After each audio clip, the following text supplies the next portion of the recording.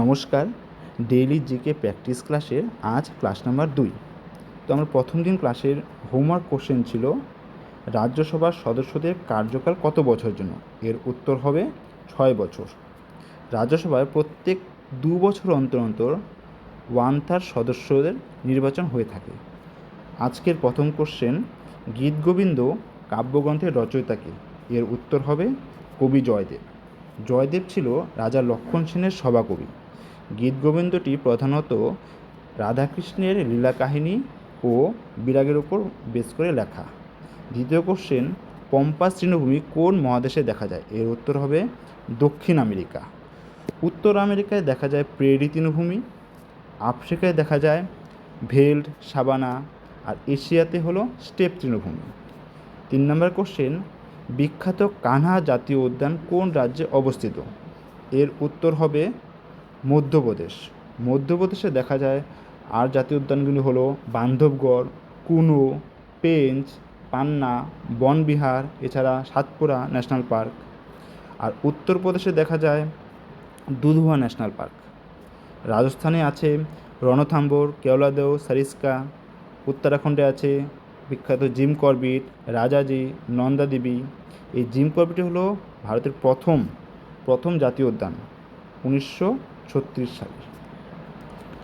4 নম্বর question, LPG সিলিন্ডারে মূলত কোন কোন গ্যাস থাকে? এর উত্তর হবে বিউটেন আর হলো প্রোপেন।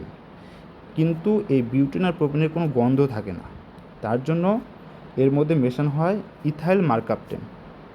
পরবর্তী কোশ্চেন, গুপ্ত বংশের কোন সম্রাট ভারতের নেপোলিয়ন বলা হতো?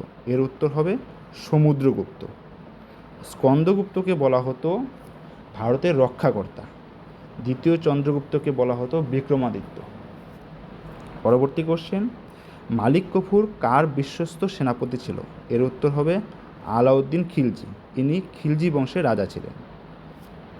এই মালিক কাফুরকে বলা হতো হাজার দিনারি, কারণ আলাউদ্দিন খিলজি 1000 স্বর্ণ মুদ্রা দিনার দিয়ে তাকে কিনেছিল। 7 নম্বর কোশ্চেন, সত্যসাধক সমাজ কে গঠন করে? এর উত্তর হবে জ্যোতিরাও ফুলে বা জ্যোতিবা ফুলে। এখানে আত্মারাম পাণ্ডুরঙ্গ ইনি গঠন করেছিল প্রার্থনা সমাজ। মহাদেব গভীর আনন্দে ইনি ছিলেন হলো সমাজ সংস্কারক। 8 নম্বর কোশ্চেন, সার্ক এর স্থায়ী সচিবালয় বা সদর দপ্তর কোথায় অবস্থিত? এর উত্তর হবে কাঠমান্ডু, নেপালের রাজধানী কাঠমান্ডুতে। এই সার্কে টোটাল 8টি দেশ আছে: মালদ্বীপ, শ্রীলঙ্কা, ভারত, পাকিস্তান, আফগানিস্তান, নেপাল, ভুটান, বাংলাদেশ, অর্থাৎ ভারতের প্রতিবেশী দেশগুলো। টোটাল 8টি দেশ নিয়ে এই সার্ক গঠিত, আর এর সদর দপ্তর হলো কাঠমান্ডু। পরবর্তী কোশ্চেন, মৌলিক অধিকার ভারতের সংবিধানের কোন খণ্ডে বর্ণিত রয়েছে? এর উত্তর হবে পার্ট 3। পার্ট 3 আছে আর্টিকেল 12 থেকে 35 পর্যন্ত। পার্ট 1-এ লেখা আছে ইউনিয়ন টেরিটরিজ, পার্ট 2-তে সিটিজেনশিপ, পার্ট 3-তে এই ফান্ডামেন্টাল রাইটস, আর পার্ট 4-এ আছে DPSP, directive principle of state policy, অর্থাৎ রাজ্যের নির্দেশমূলক নীতি। 10 নম্বর কোশ্চেন, আচ্ছা এখানে বলছি যে এখানে ফান্ডামেন্টাল রাইটস আর ফান্ডামেন্টাল ডিউটিস এই দুইটা কিন্তু আলাদা। ফান্ডামেন্টাল ডিউটিসটা কত নম্বর আর্টিকেল আছে সেটা তোমরা কমেন্টস করে জানাবে, ঠিক আছে?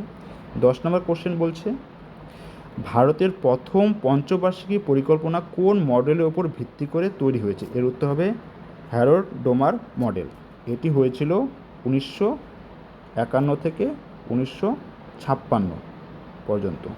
আর এটা বেস করা হয়েছিল মেনলি কৃষির উপরে। আর দ্বিতীয়টা হয়েছিল মহলানবিশ মডেল, ঠিক আছে? আজকের হোমওয়ার্ক কোশ্চেন, লাফিং গ্যাস এর রাসায়নিক নাম কি? এর উত্তর তোমরা কমেন্ট বক্সে জানাবে। আজকে এই পর্যন্তই রইল।